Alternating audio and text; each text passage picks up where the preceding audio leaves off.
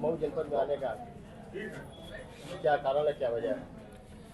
देखिए, मऊ जनपद जो एक ऐसी जनपद है जिसने 24 का निर्णय करके भेज दिया है, ये बहुत बड़ी बात हमारे लिए है।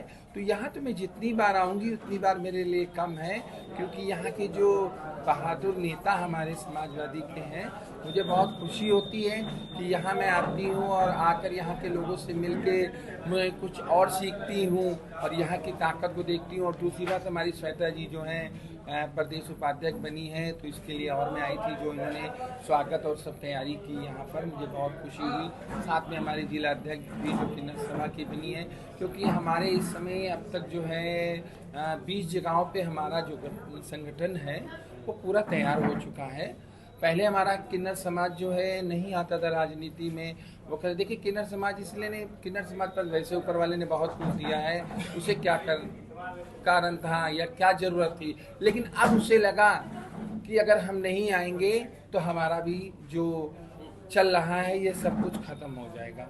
तो इसलिए अब किन्नर समाज भी हमारा जाग उठा है कि हम एक किन्नर है, वो अलग चीज़ है, लेकिन हमें एक अलग पहचान बनानी चाहिए किन्नर के अलावा भी, जिससे कि समाज में हम जुड़े। सबसे बड़ी आप पता होगा कि किन्नर जब वो मरता है, किन्नर हमारी मृत्यु होती किन्नर की, तो आपने देखा होगा जल्दी कोई कहता है कि हमने नहीं देखा हो कहाँ गया मर के, कब मरे, लेकिन उसको उठाने वाले जो लोग होते हैं, मैं सबसे पहले तो अपने हिंदू भाइयों बहनों सबको कहना चाहूँगा, जो आशीर्वाद मांगते हैं किन्नरों से, लेकिन जब ऐसा समय आता तो मैं देखती हूँ वो लोग कहते हैं कि अरे कहाँ इनको उठाएंगे, लोग क्या कहेंगे कि किन्नर की मिट्टी उठा के लेगा।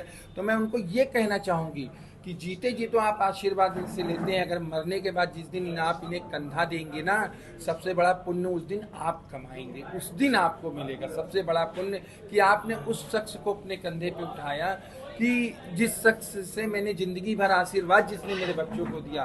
तो ये चीज़ मैं कहना चाहूँगी, और साथ में इस सरकार को कहना चाहूँगी, जो ये सरकार अभी है हमारी बीजेपी, इसने ऐसी हालत कर दी है लोगों की, इस तरीके की हालत कर दी है कि हमारा गरीब परिवार, बाहर आप देख रहे हैं दिवाली है, इतना सन्नाटा है, ना किसी के पास कुछ है ना कोई कुछ करे। एक समय था आप देखते धनतेरस में लोग दुनिया भर की चीज सोना चांदी खरीदते थे, आज वो एक गिलास लेकर अपने घर जा रहे हैं, कितनी शर्म की बात है।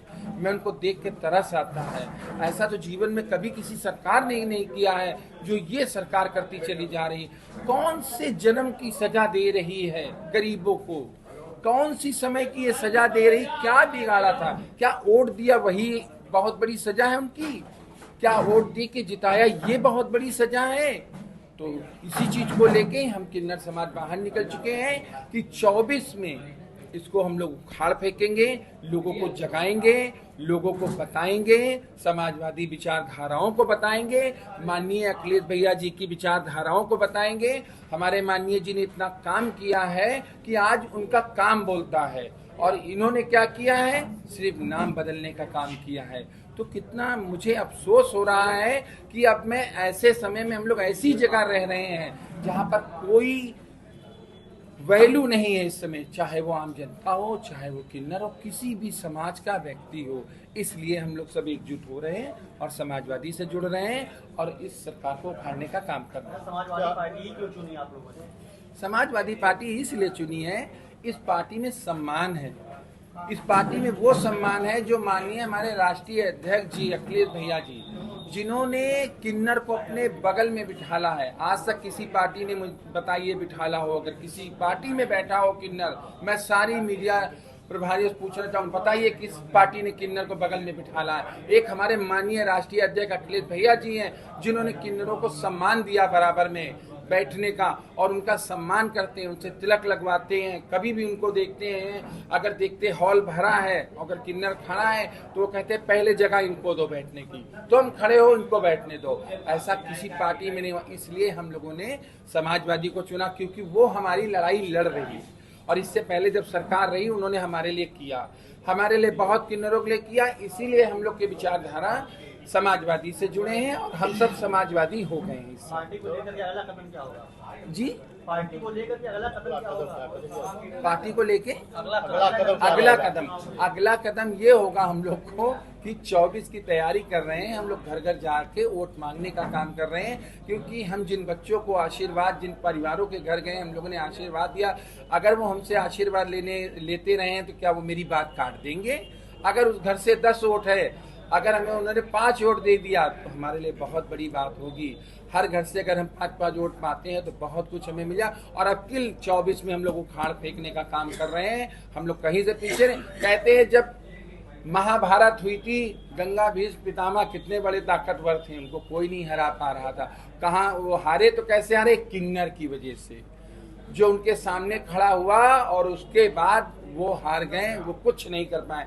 वही चीज आज हमारे अखिलेश भैया कृष्ण भगवान हैं और उनकी विचारधाराओं पे हम लोग चलते हैं। और किन्नर की इस पार्टी में एंट्री हो गई है, इसका मतलब समझ लीजिए कि वो महाभारत दोबारा दोहराने जा रही है। वो जा रहे हैं और हम सब आ रहे हैं। क्या इससे पहले भी आप पार्टी में थी किसी?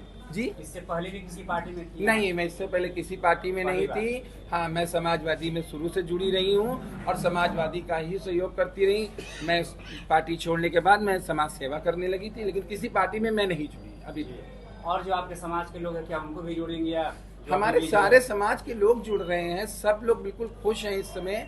हमारे समाज का हर आदमी खुश है कि समाजवादी का नाम सुनता है, कहता समाजवादी अखिलेश भैया, हम भी जुड़ेंगे। अभी उनका जन्मदिन था, कम से कम 50 से 100 किन्नर गए थे, उन्होंने सबसे तिलक लगवाया था। और कोई पार्टी अगर करती हो ऐसा तो बताइए। सबसे उन्होंने तिलक लगवाया, सबको सम्मान दिया, सबको दक्षिणा दिया, खुशी खुशी भेजा। तो मैं तो कहती हूँ कि जहाँ तक मेरी आवाज़ पहुँचे, अखिलेश भैया जैसा कोई नेता आपको नहीं मिलेगा। ये वो नेता हैं हमारे माननीय राष्ट्रीय अध्यक्ष जी, कि जब किन्नर उनके लिए लड़ने तैयार हो गया है, तो जिस दिन आप उनका सपोर्ट करोगे, जो दूसरों का सपोर्ट करते हैं, अगर वो खुल के आ जाएंगे ना समाजवादी में, जिस दिन उनके लिए कभी कोई कमी नहीं होगी। क्योंकि समाजवादी पार्टी हमारी एक ऐसी पार्टी है, हर समय खड़ी रहती है। अगर आपके पास कोई मदद नहीं, आप लाचार हैं, तो उसकी मदद करती है। तो हम लोग को बहुत खुशी होती है कि हम लोग ऐसी पार्टी से जुड़े हैं जिसमें हमारा मान सम्मान हम किन्नरों का है। क्या 2024 के चुनाव में किन्नर बिगुल बजाएगा? बिल्कुल बजाएंगे। अगर माननीय जी किन्नर को टिकट देंगे तो किन्नर तैयार है अब की बार लड़ने के लिए। हमारी श्वेता जी कह रही हैं कि अगर हमें माननीय जी ने मौका दिया तो हम लड़ेंगी, और नहीं दिया तो हम जो लड़ेगा उसका सपोर्ट करेंगी। तो हम लोग ऐसे विचारधारा के लोग हैं। हम लोग ये नहीं सोचते कि हमें टिकट नहीं मिला, उनको मिला तो मुझे नहीं। हम लोग पार्टी के विचारधारा पे चलने वाले लोग हैं। जहां हमारी ड्यूटी लगेगी हम वहां काम करेंगे, चाहे मैं टिकट मिले या न मिले। लेकिन हम समाजवादी हैं, समाजवादी की विचारधाराओं पे हमेशा चलेंगे। 112 कर्मचारी धरने पे आप मिल करके आएंगे क्या? जी बिल्कुल मिल के आई हूँ। मैं वहाँ रही हूँ, बहुत बुरी हालत है उनकी बेचारियों की। मैं रही हूँ, बल्कि समाजवादी की तरफ से खाना पीना सब कुछ भेजा जा रहा है, गद्दे भी भेजे गए। और उसके बाद बहुत उनके साथ जुल्म हो रहा है, उनको बैठने नहीं दिया जा रहा है। उनके घरों पे जो नोटिस भेजा जा रहा है, बच्चियों के सब डरी हुई हैं। तो मैं तो ये सोच रही हूँ कि बताइए, डायल 112 जो हमारे माननीय जी ने उसको 100 बनाया तो 112 बन गया।